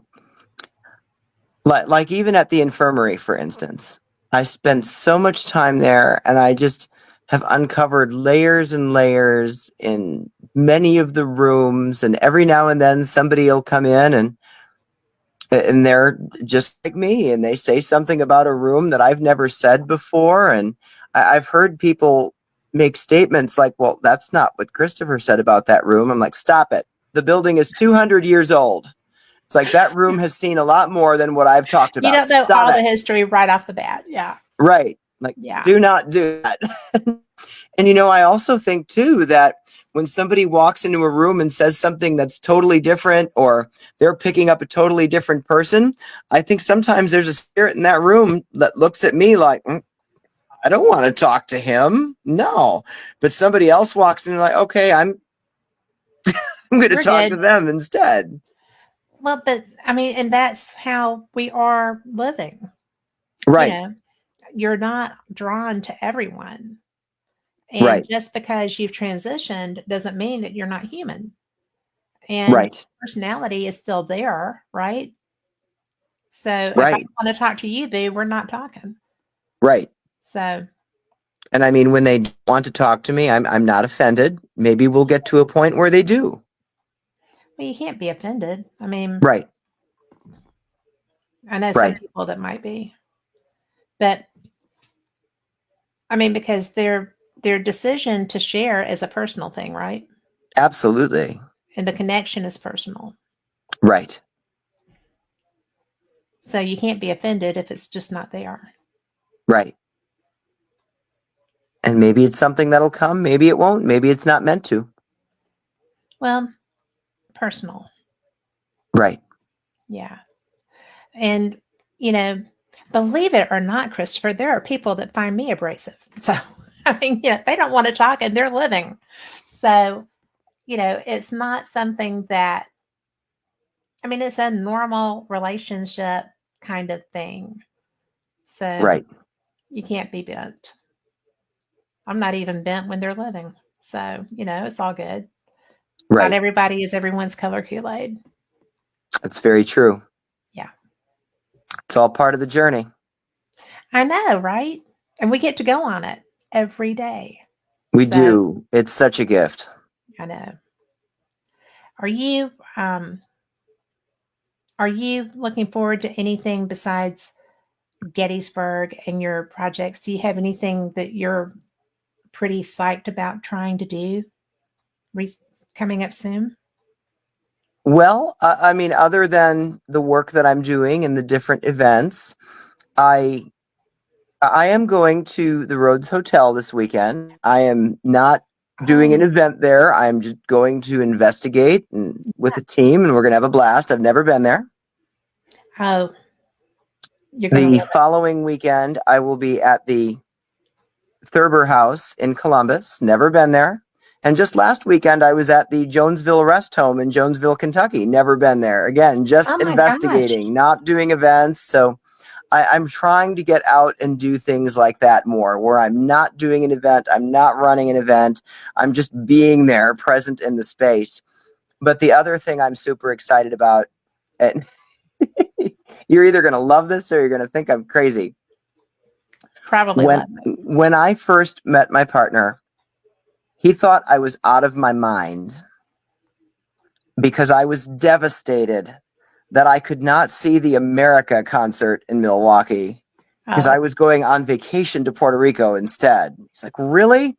You're upset that you can't see this America concert and you're going to be in Puerto Rico? I'm like, they're not going to be touring forever. Stop it. well, I they are just got not, tickets to but see them yeah, this week, finally. go you. So I'm very much looking forward to the America concert in August. Well, I saw them in the 70s. You're I going to like love the it. They're show. so good. Yes, they are. And they're so, I mean, their harmonies, the music, they Yes. are just absolutely, absolutely fun. Yes. And I just, you're going to love that. How was Oh, I Puerto know. Rico? I'm a huge music buff, huge concert buff. Love it, love it, love it. What do you, I mean, any kind of music? Just about. My goodness, we should go on a long drive together someday and I'll just Yeah. put my favorites playlist on shuffle. I mean, you'll go from Eminem to the Judds to Stevie Nicks. Oh, It's that just is all over eclectic. I the like that. place. That's fun. It's a glorious mess. It's just the best. I do that too. I've got everything from, well, I've been a parrot head since I was 15. So a Yes. lot of Buffett, a lot of beach style music, a bunch of independent artists and stuff like that. Plus Love all it. the hard rock, all the classic rock, Yes. I've got some country. I've got probably, mine's eclectic too. I love And that. my grandson is like, Guns N' Roses? I'm like, well, yeah, you like them. And he's like, Yes. well, but I'm not old. I was like, would you like to be? I mean, and it was so much fun because he is so precious and he is so precocious and it was funny. Oh, But that's amazing. yeah, I Yeah, like being a bebop. It's fun. I love all kinds of music, but Stevie Nicks will always be my number one. Yes. In so many ways, it's like she's been my life coach forever. I remember a horrible high school breakup, locking myself in the bedroom and listening to her Trouble in Shangri-La album over Oh, and over again. And I mean, running a marathon and having 2 miles to go and thinking, I'm going to die. And all of a sudden, Rhiannon comes on. that It's fixes like, a lot.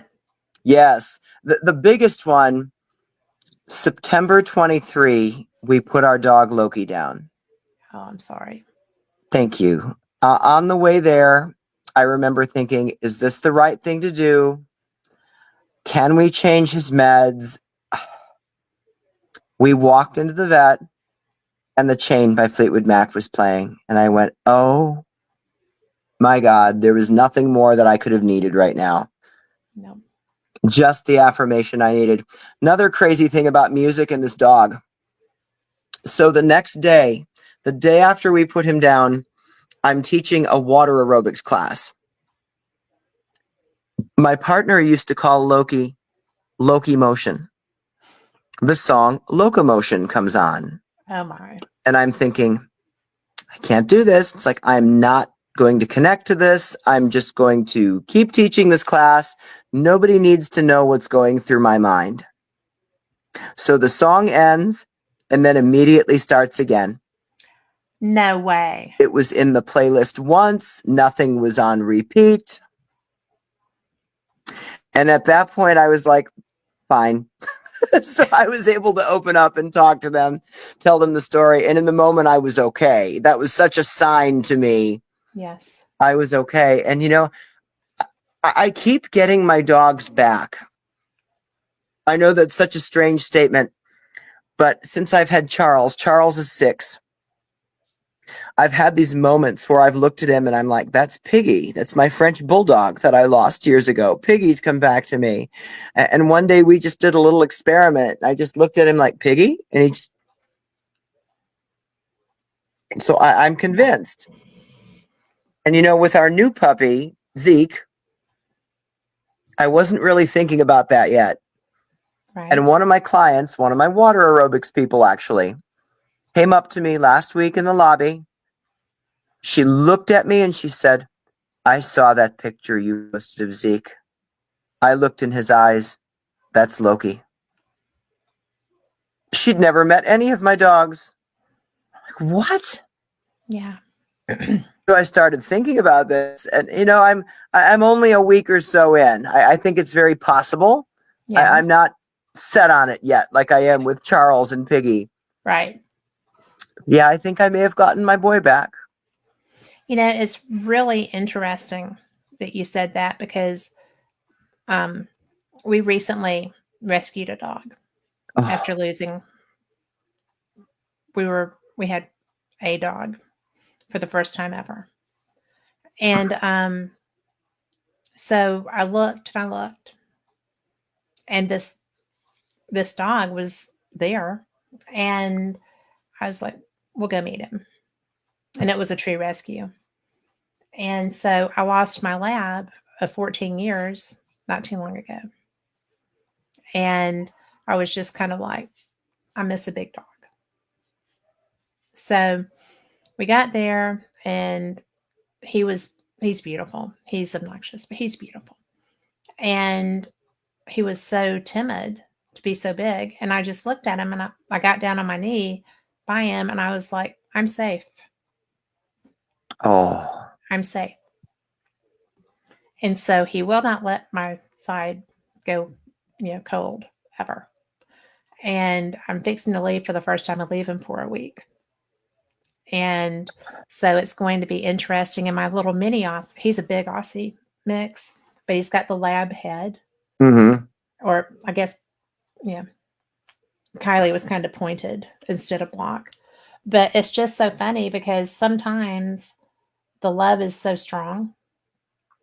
And it's like, and I have to remind him sometimes that I'm safe, you Right. know. But it is so weird because they know us sometimes before we know them. Yes. And it's just weird. And like, I've seen Willow in my house. She'll just be walking through, but she was a white Spitz mix, Mm-hmm. and now she's gray, like translucent gray.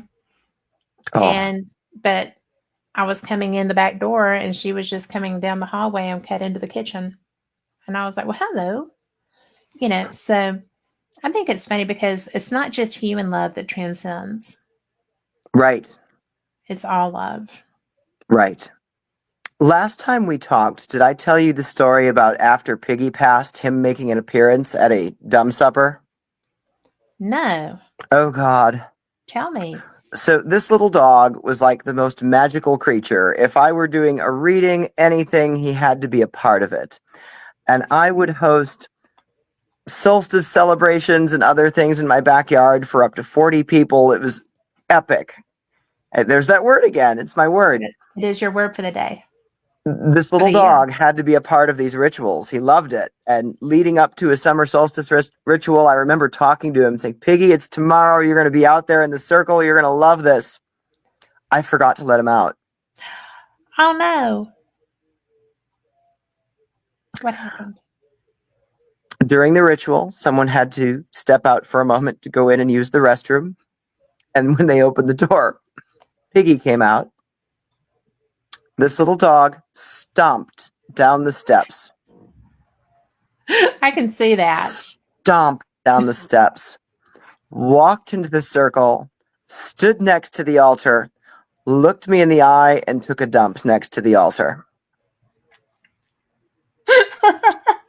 So after this Voicing that dog, opinion. oh yeah, oh I mean, yes. So after this dog passed, I was at the DeKoven Center in Racine again. There was a big group of us doing a traditional ancestor dumb supper at Samhain time. And I'm sitting there eating dinner. I've got a picture of my grandfather. I'd set a place for him. And as I'm eating dinner, I see Piggy come into the room. Like, well, this is different. And then I'm looking closer. I'm like, he's got something in his mouth. What is this? So he just kind of goes the same way he came, and I finished eating dinner. We got up to leave the room after dinner, and there was a dead bat on the walkway leading into the dining room. Get out of town. 40 of us walked into that room. One of us would have seen the dead bat had it been there when we came in. Indeed. Wow. That is so funny. Oh, and I did not know at the time that bats were going to become my nemesis. Oh, Oh, so I'm that's a terrified of story. them. Really? Terrified. I was at the Monroe House in Indiana, and it was March. It was like 3 a.m. I certainly wasn't thinking about bats when I came down the stairs after using the restroom, and one went right for my face. And just, That would be. I've been known to go to places like Moundsville, West Virginia State Penitentiary, Mhm. wearing a beekeeper hat. So I can have the hood pulled down and I'm enclosed. Oh my gosh. Do you wear one at the jail? I have. I could see Oh that. my God. Haven't you seen Shelly's videos of me and the bat in the kitchen? No, I have not seen that, but I do Oh know of God. the I'll bats. send them to you. She's put up at least 2 videos of she and I talking in the kitchen when a bat came out of nowhere, and they're not normally up there. No, they're not. And I mean, I'm either screaming like a 10-year-old girl or like crouched down and duck walking out of there, hysterical. I'll send these videos to you. They're Do that so because I funny. would love to see it. Because I know that Vincent can't stand them either. I can't imagine what would ever happen if he and I were in the same room together when one It came would be out. I mean, loud. it, it would be very loud. It And would I be mean, we'd loud and probably kill proud. each other trying to get out of the room. Yes, I could see that happening because, I mean, I'm not keen on them either, but I've not had an up close and personal experience with them. And I don't think I would like that. I just, the only thing that's touched me in the jail was spirit. And Right. I got shushed when we were doing a sizzle reel there once, and it was just like, why are you touching my face? You know, Oh, I mean, because it eh, was like that on right. my lips, and I was like, no, do Yeah, not that's do a little that to me. much. It was rude. So, At ISS this summer, someone had to like guide me out of the nursing home because I was freaking out about the bats. I'm like doubled over. I couldn't see to get out because I'm bent over, and they had to guide me oh my out. gosh. They didn't tell me until after we got out of there. They were hit with one as they were walking me out. So you were just being bad attacked. Right. Pummeled by bats. Well, I would be Shelly's heard me screaming. say that and she thinks it's hysterical. I would be screaming. I wouldn't like that either. Horrible. But you Ick. know what? I did something I mean, this ick. fall. That's gross. I technically have You're only muted. seen a bat once since I did something with the intention of Can't hear getting you. some control of this. So this fall, early fall, I found a dead bat on the floor at the infirmary a night when I went to give a tour. I can't hear you. I can't hear you. I'm here. Is that better?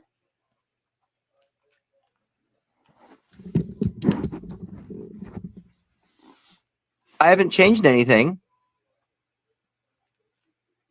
That was sudden. Can you hear me? I can hear you. Yes. Everyone but me hears you fine. Huh.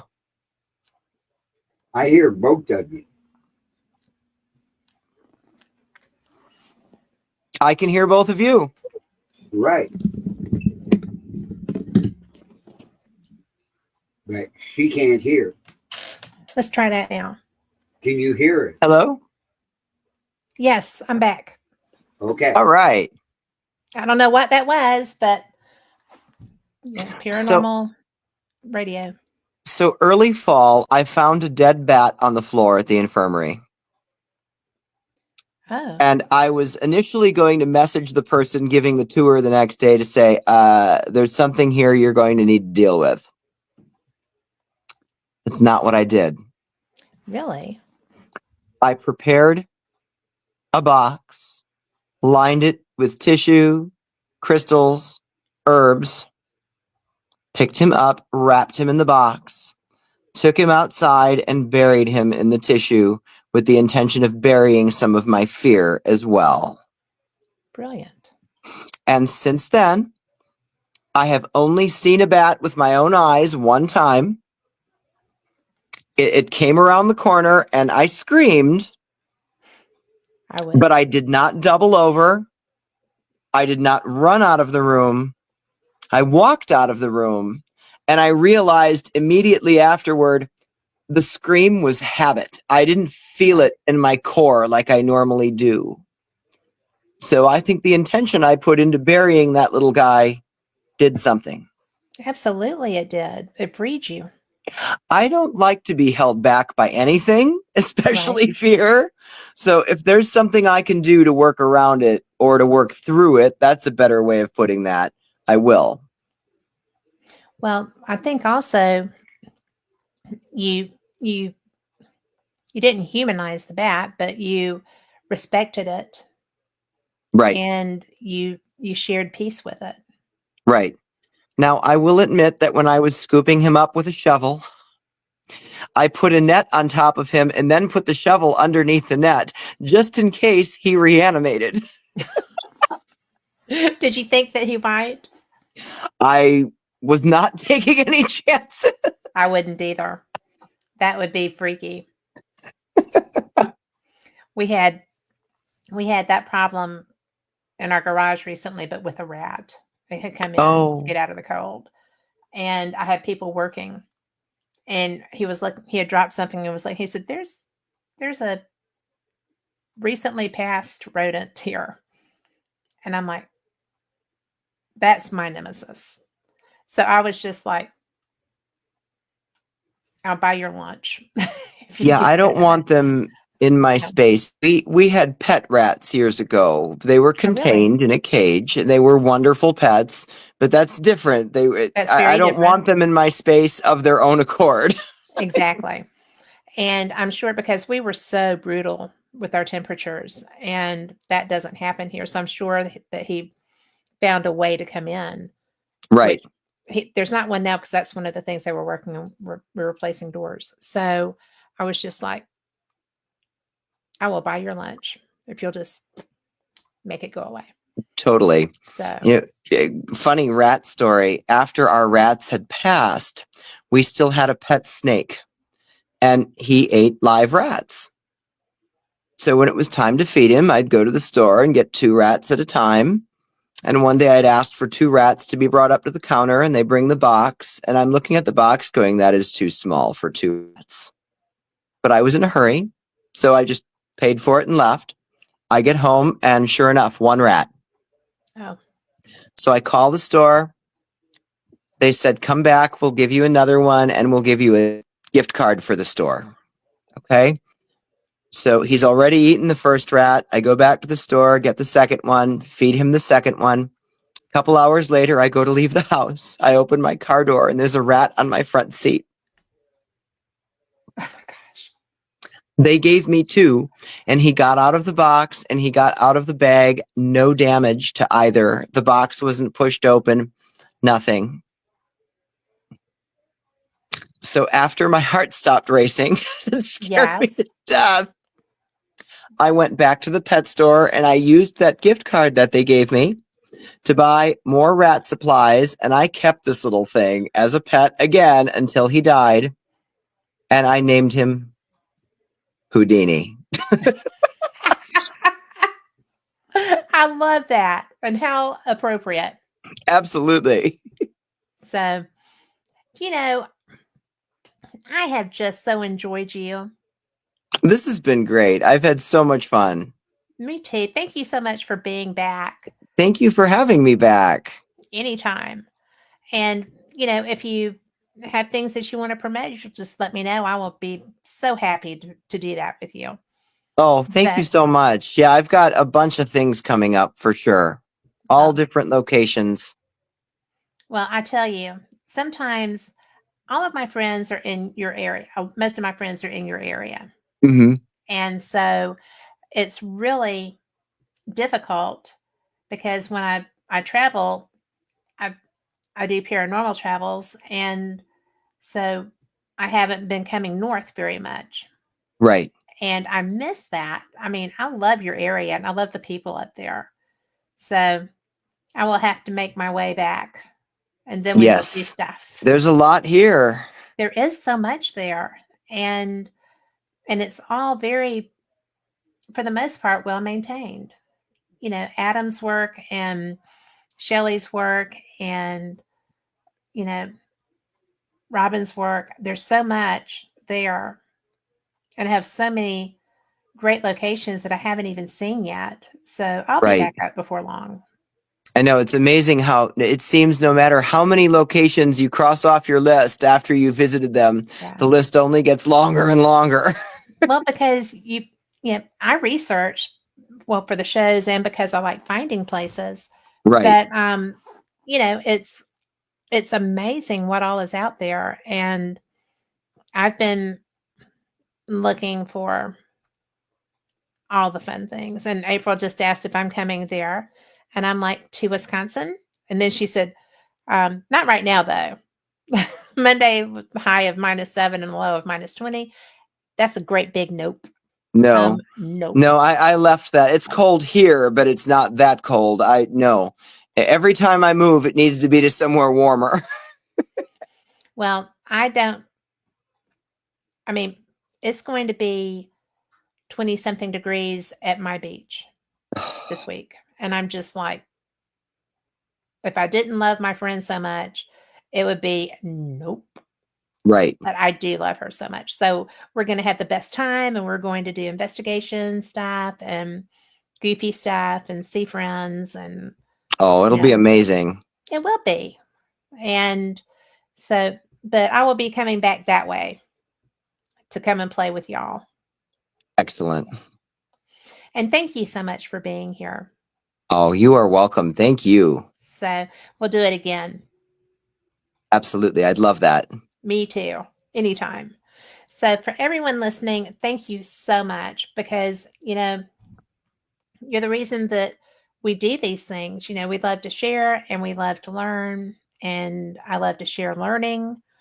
And when you get to meet people and have a great time, that just makes it even better. So thank you for that. And be blessed. Take care wherever you are. Be toasty, because this is dangerous weather, and take care of you, especially if you're here, because we don't know what to do with this stuff. I am tripping out. So thank you again. And Christopher, we will talk soon, my friend. Thank you. Absolutely. Thank you. All right. Good night, everyone. Good night.